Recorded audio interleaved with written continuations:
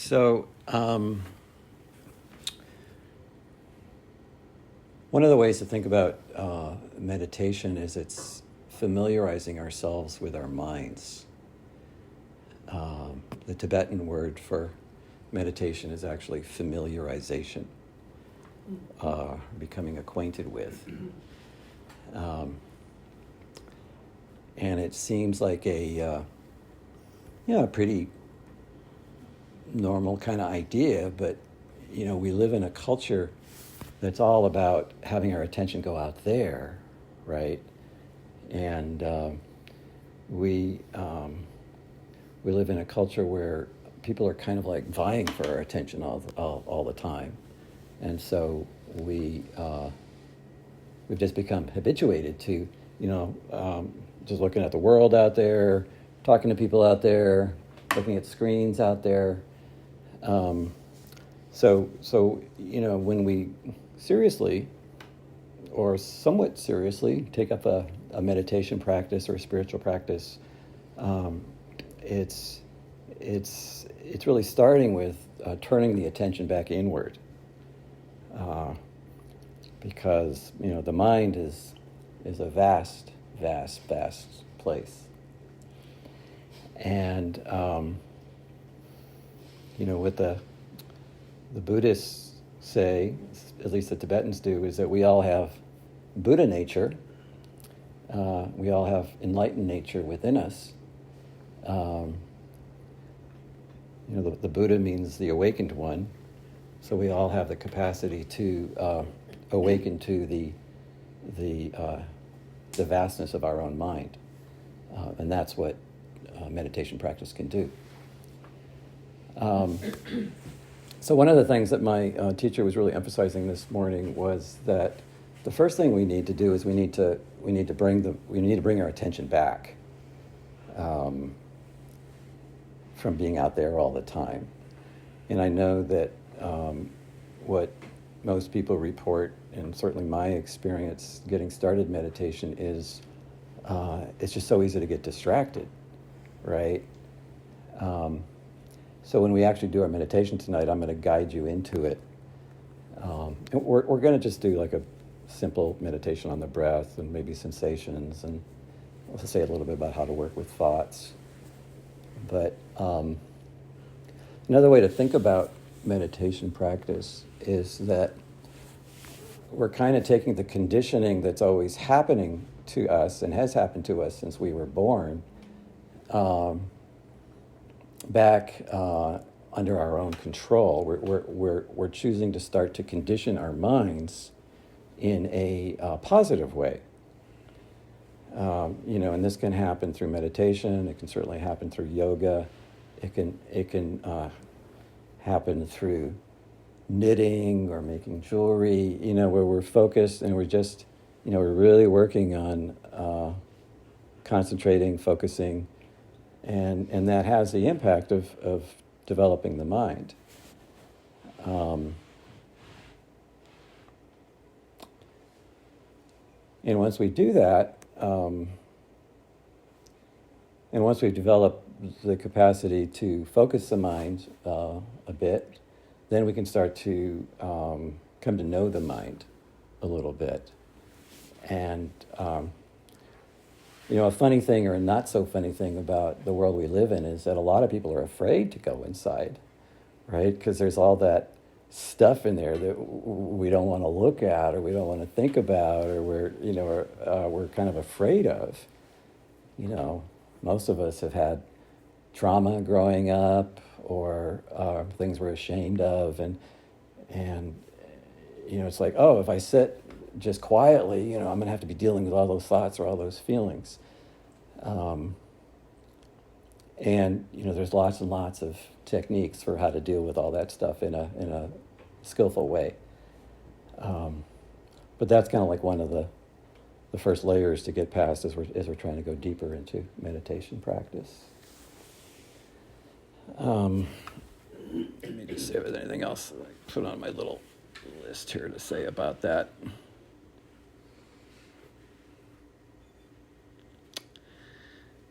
So,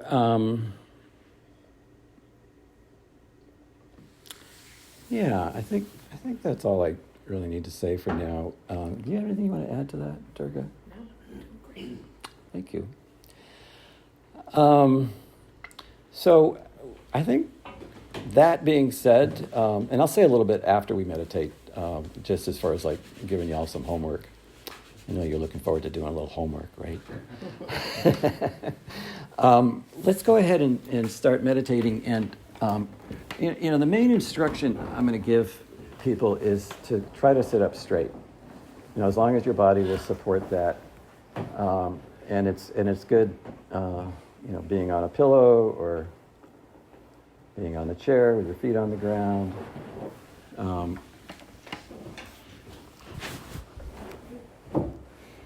Maybe in the second year we'll get into the 7-point posture, but for right now we're just gonna talk about the first point, which is a straight spine,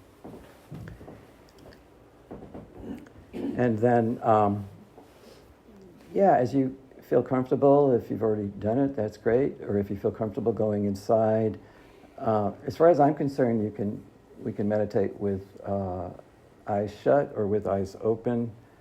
And if you want to sit with eyes open, it's generally kind of like your eyes down at a 45-degree angle in front of you, just so that they're not looking around, and taking in a lot of stimulation. Then that's fine. That the mind can still quiet down if you're just doing that.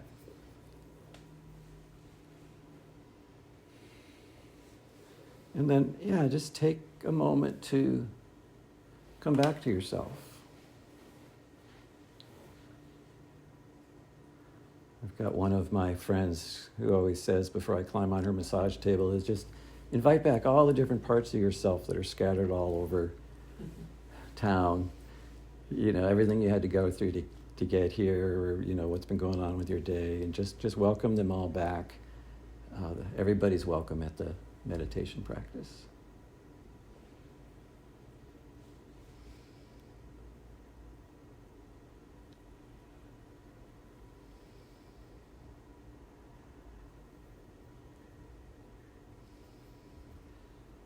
And then I'm going to give you 3 supports for becoming present. And the first one is to just become aware of sensation.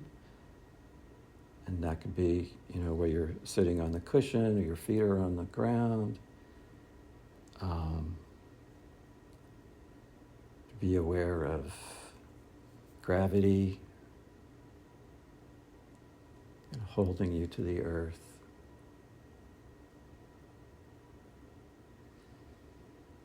Just be aware if there's any particular places that are talking to you somatically, pain, sensation. Just say hello to those things. Welcome those things too.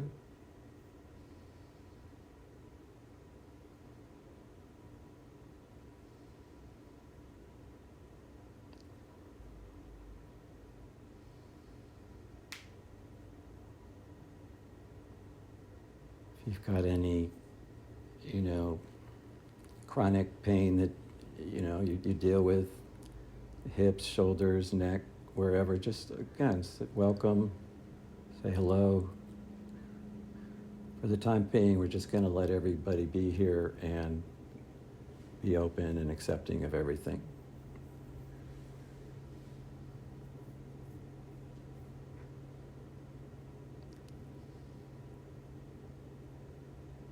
So the second point after the sensation is sound.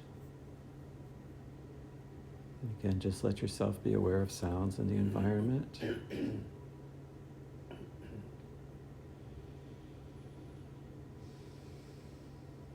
Just hearing.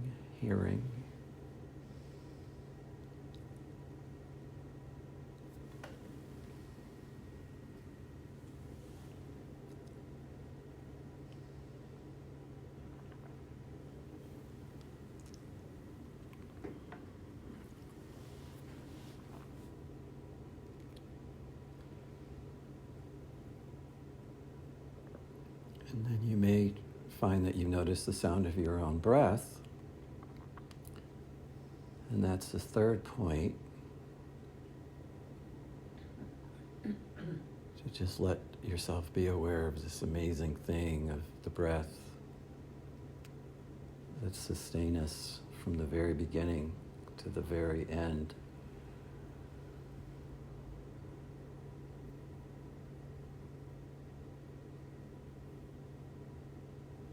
Moving in and out of our bodies.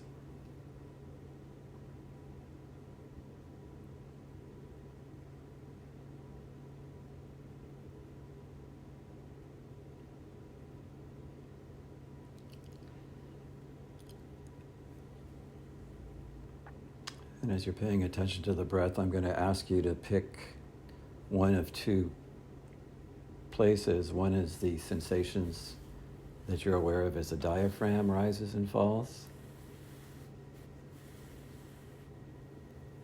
These are a little grosser sensations. They're pretty easy to track. And then the second one is the sensations as the air moves over the upper lip in and out of the nostrils.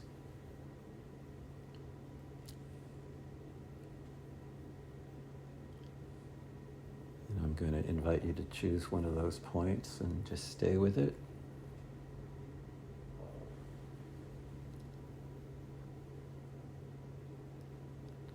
Which means that that's going to be the point where your attention is resting for the time being.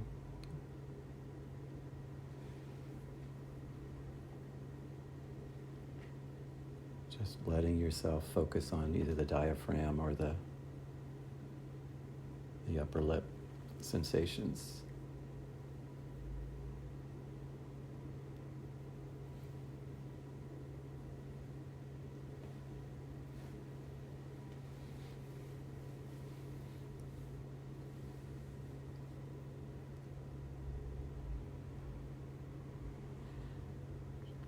And that's going to be your touch point, so that when you notice that you've drifted off into thinking about one thing or another, the way we deal with that, we can say thinking to ourselves, or we can just release the thought. We don't have to have an argument with it, oh, I'm a bad meditator. We just release the thought, and we come back to the touch point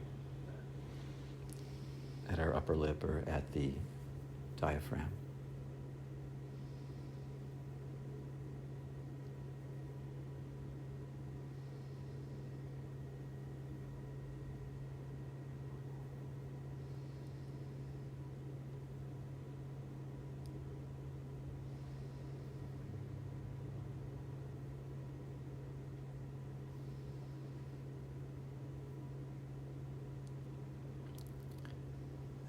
We just rest in this, and there's two qualities I'd like to invite you to pay attention to. One is relaxation. The best meditators, it's said, are the most relaxed meditators. And the other one is alertness. So we don't relax and just kind of slump off into a spacey state. We stay alert. We keep our mindfulness on our object of concentration.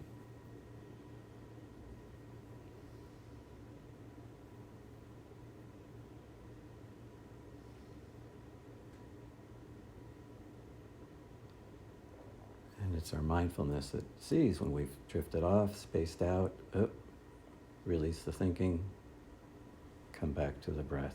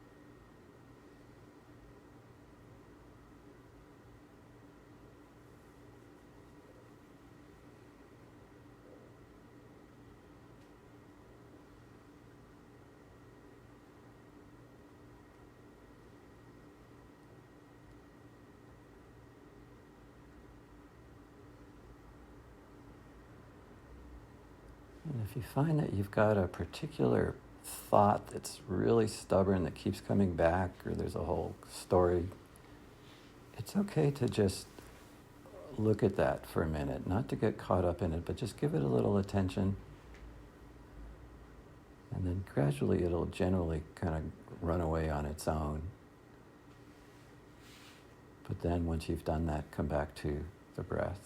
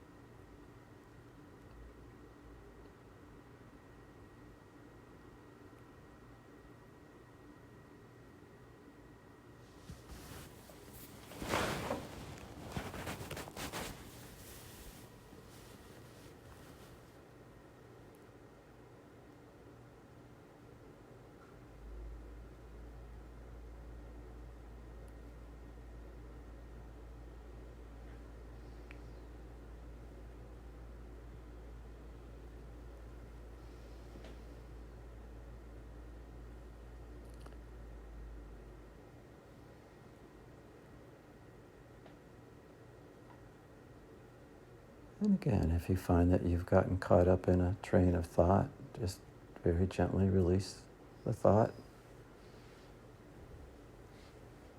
Come back to the breath.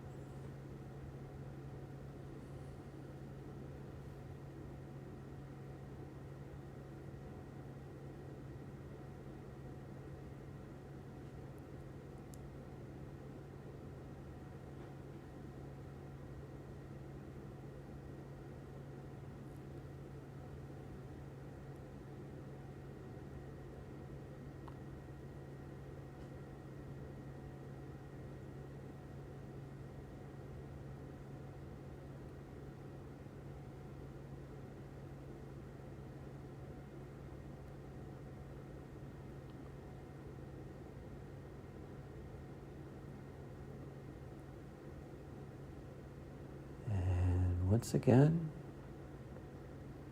just bring the mind back to the breath.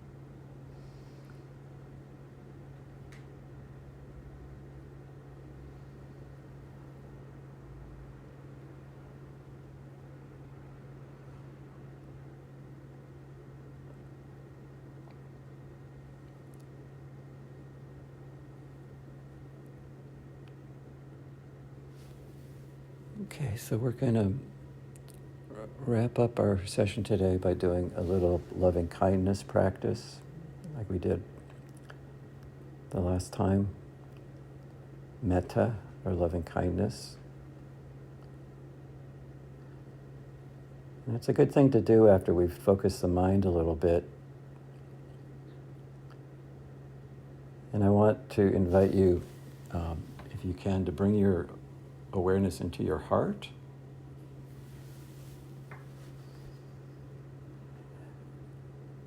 However you experience your heart, or you can visualize it like a golden, glowing ball of light or sun in your heart. And I just invite you to send that love and light out to any family members, loved ones, people that you know could use this focused loving kindness energy.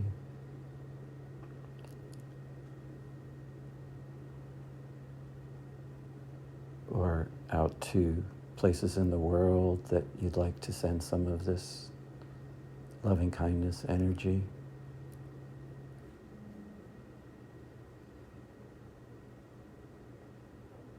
And just let yourself breathe as you do that. We'll just do that for a few minutes.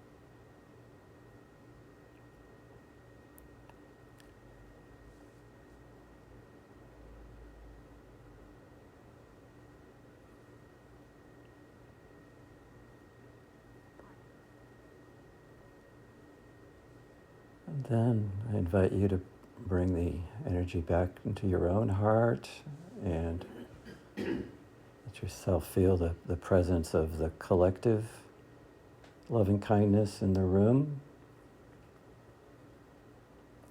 Just have the experience of how we're all energetically connected here. And let yourself breathe with that for a minute.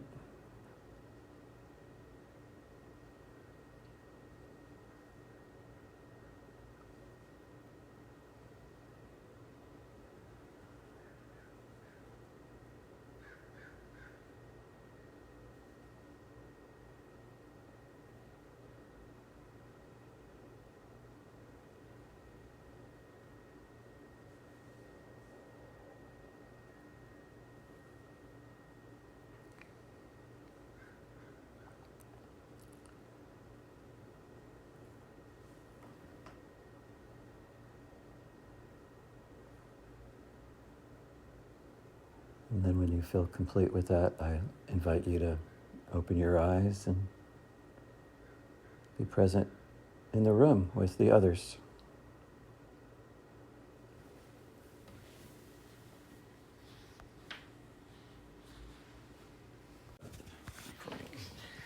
As far as practice guidelines, if you can do it every time the same day, that's good. I know a lot of people have crazy lives and that's not possible, but if you can do it, first thing in the morning or in the evening or after you come back from work, if you can do it at the same place, in your house or home. And the reason for that is that it all kind of trains the mind. I've got I'm fortunate enough to have like a meditation room upstairs that I've been going to for 12 years. So it's like when I go up there and I'm sitting in a chair, my body just knows what to do. It's like, oh, it's meditation time, right? So you're kind of halfway there. And part of that too is it's bringing more. It's positive conditioning. Getting back to the first idea. I'm running a Dharma book study, and one of the phrases that we use is, and you want to get to the point of, instead of trying to fit your meditation into your life, you want to start fitting your life into your meditation or your Dharma. And that's such a huge switch from how we normally are doing it, because it's so hard to find time to meditate, right?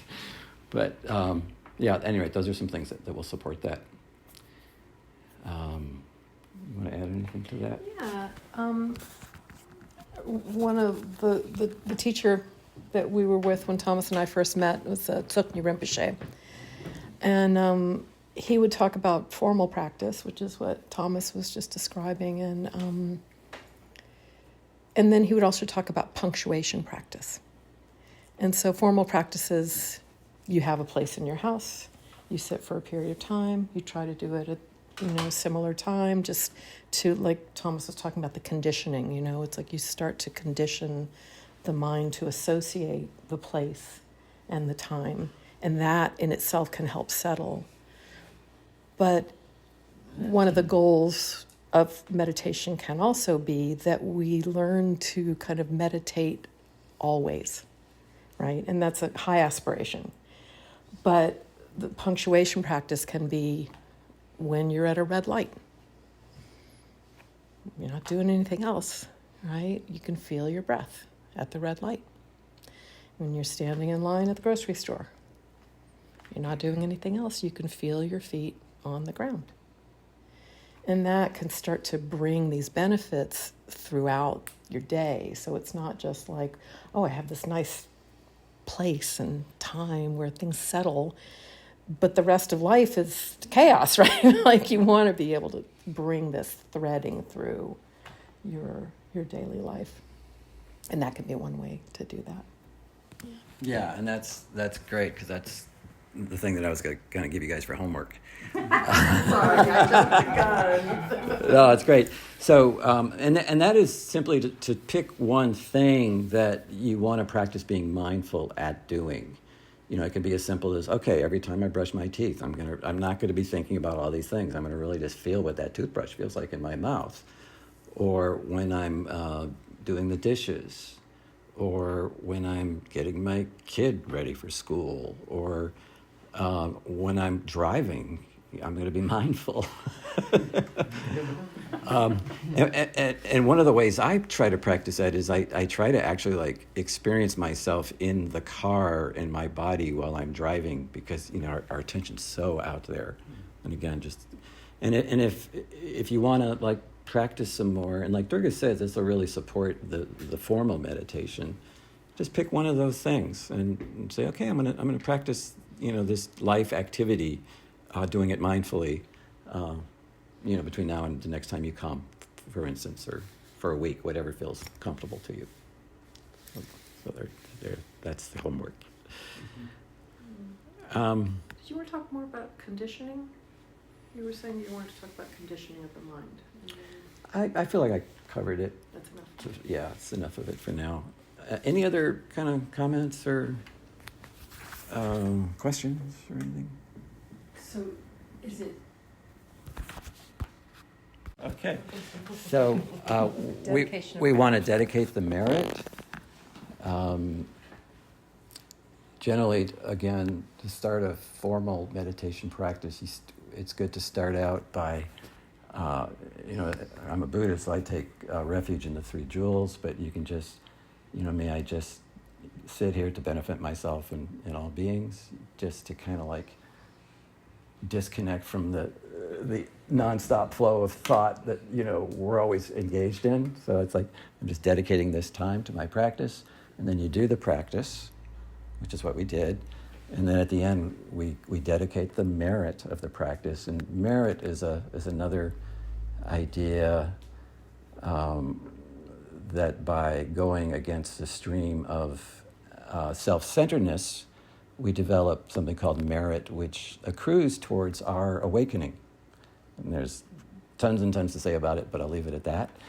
So when we dedicate the merit, we don't, because otherwise, you know, ego wants to say, oh, aren't I great? I just did that meditation. And ego wants to appropriate the merit. So before that can happen, we send it out and dedicate it to all beings. And so that multiplies the merit. Okay? So whatever you want to do with that, I'll ring the bell and you can just kind of visualize that happening, and that'll be the closing of our circle. Okay?